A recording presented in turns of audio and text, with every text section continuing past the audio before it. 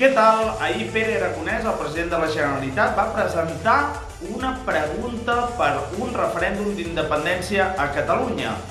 Ell diu que és constitucional per l'article 92, i amb això de 92 vaig pensar en els Jocs Olímpics, però no, és l'article 92 de la Constitució espanyola. Félix Bolaños, el ministre de Presidència, ha dit que ni parlar-ne, però que sí que cal parlar d'un pacte.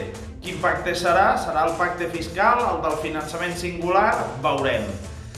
Per altra banda, es van saber noms d'aquesta pròxima campanya electoral, noms que hi seran, noms que no hi seran. Per exemple, no hi serà Roger Torrent a les files d'Esquerra, però sí que, per exemple, hi haurà el Carles Campuzano, que és el conseller d'Afers Socials, crec que ara mateix, i, per tant, aquestes novetats. També hi haurà el conseller de l'Interior, Joan Ignasi Elena, a les files d'Esquerra.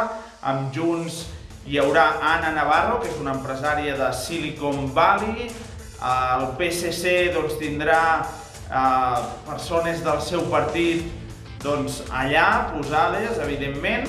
També amb el número 3, Ramon Espadaler, d'Units per Avançar, les restes del que va ser Unió Democràtica, que abans, com sabeu, estava en Convergència, el que ara és Junts, i per tant, noms que reparteixen, noms que se'n van.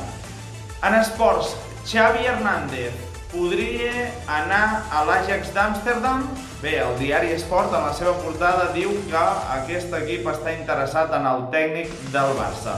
En bàsquet NBA, Nikola Jokic fa unes hores ha anotat 42 punts, ha agafat 16 rebots i repartit 6 assistències en la victòria del seu equip contra San Antonio Spurs. Una victòria important perquè els col·loca altra vegada líders de la conferència oest. A l'est, ja sabeu, els Boston Celtics, que són el millor equip de l'NBA amb 59 victòries. Queden pocs dies, la setmana que ve, de fet, s'acabarà la fase regular i començaran els playoffs de l'NBA.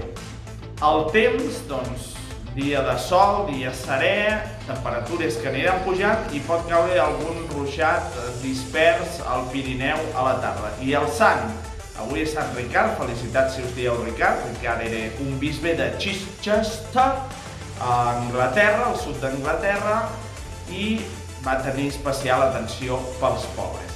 Doncs això és tot per ara. Gràcies per la vostra atenció i que passeu un molt bon dia.